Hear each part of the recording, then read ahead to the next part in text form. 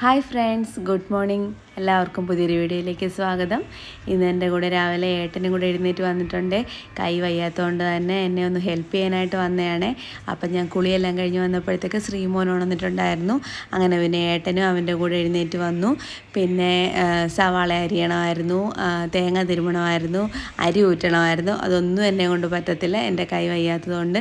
അതുമാത്രമല്ല കൈ നനയുകയും ചെയ്യരുതെന്ന് പറഞ്ഞിട്ടുണ്ടായിരുന്നു. അപ്പോൾ പാത്രം കഴുകലും എല്ലാം ഇന്ന് ഏട്ടൻ്റെ ഡ്യൂട്ടിയാണ്. അപ്പോൾ ആദ്യം തന്നെ ഏട്ടനാണെങ്കിൽ തേങ്ങ ഇങ്ങനെ തിരുമ്മി തന്നു, സവാള അരിഞ്ഞു തന്നു. ഞാൻ പറഞ്ഞു അതെല്ലാം കഴിഞ്ഞാൽ പിന്നെ ശ്രീമോനെയും കൊണ്ട് ഹാളിൽ പോയിരിക്കാമല്ലോ, എന്തെങ്കിലും കുസൃതി ഉണ്ടെങ്കിൽ മാത്രം അകത്തോട്ട് കൊണ്ടുവന്നാൽ മതി എന്ന് പറഞ്ഞു. അങ്ങനെ പിന്നെ ഏട്ടൻ്റെ ജോലിയൊക്കെ ഒതുക്കിയിട്ട് ഏട്ടനാണെങ്കിൽ അങ്ങ് പോയി. പിന്നെ ഞാൻ ചായ ഇടാനുള്ള ഇതിലായി. അങ്ങനെ ചായ ഇട്ടു, കാശിക്കുള്ള പാലും മാറ്റി വെച്ചിട്ടുണ്ടായിരുന്നു. അത് കഴിഞ്ഞ് പിന്നെ ഞാൻ തേങ്ങ അങ്ങ് അരച്ചെടുത്തു, ചമ്മന്തിക്കറിക്കുള്ളതാണ്. അങ്ങനെ ദോശയും ചമ്മന്തിക്കറിയും രാവിലെ കൊടുത്തു വിടാമെന്ന് കരുതി. രാവിലത്തെ ഉള്ള കാപ്പിക്കുള്ളത് മാത്രമേ കാണിക്കുന്നുള്ളൂ കേട്ടോ, ബാക്കിയുള്ളതൊക്കെ പിന്നെ സാവകാശം ചെയ്യാമെന്ന് കരുതി. അരിയാനും എടുക്കാനും പറ്റാത്തത് കൊണ്ട് തന്നെ വൻപയർ ഞാൻ വെള്ളത്തിലിട്ടിട്ടുണ്ടായിരുന്നു, അത് ഇന്നങ്ങ് തോരനാക്കാമെന്ന് കരുതി. പിന്നെ ദോശയും ചുട്ട് ചമ്മന്തിക്കറിയാക്കി. അങ്ങനെ ലഞ്ച് അവന് അത് തന്നെയാണ്. അപ്പോൾ രാവിലെ ഒരു ദോശയെങ്കിലും നെയ്യ് തേച്ചുണ്ടാക്കാമെന്ന് കരുതി. ഒരെണ്ണമെങ്കിൽ കഴിക്കുന്നത് കഴിക്കട്ടെ എന്നും കരുതി. അങ്ങനെ അവന് രാവിലെ കഴിക്കാനും മാത്രമേ നെയ്യ് ചേർത്തുണ്ടാക്കിയുള്ളൂ. പിന്നെ ലഞ്ചിനുള്ളതാണ് ബാക്കി 2 ഉണ്ടാക്കിയത്.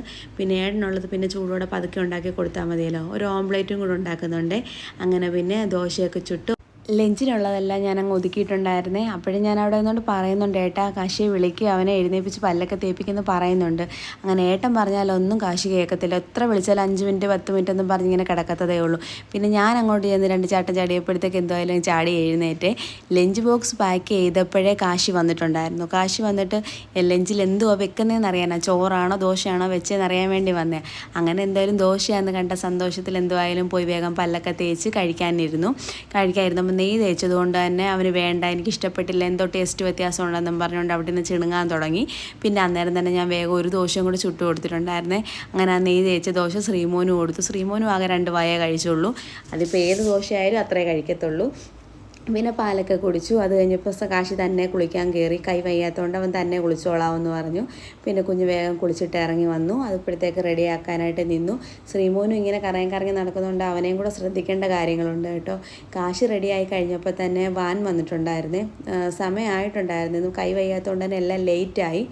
അങ്ങനെ പിന്നെ വാൻ വന്നു. ഏട്ടൻ അവനെ കയറ്റി വിട്ടു. അപ്പോൾ തന്നെ ഞാൻ പറഞ്ഞു, വാ ശ്രീമോനെ നമുക്ക് കുളിപ്പിച്ച് റെഡിയാക്കാം, എന്നിട്ട് ഏട്ടനും ഫുഡ് കഴിച്ചോ, ഇന്ന് ഹോസ്പിറ്റലിൽ പോകണമായിരുന്നേ. അപ്പം വേഗം തന്നെ കാര്യങ്ങൾ തീർത്താലേ പോകാൻ പറ്റത്തുള്ളൂ. അങ്ങനെ ഇന്ന് ബാക്കി ഹോസ്പിറ്റലിൽ പോകാനുള്ള ധൃതി ആയതുകൊണ്ട് ഇവിടെ വെച്ച് ഞാൻ വീഡിയോ അവസാനിപ്പിക്കുവാണ്. എല്ലാവർക്കും നന്ദിയുണ്ട്. സപ്പോർട്ട് ചെയ്യണേ, സബ്സ്ക്രൈബ് ചെയ്യണേ.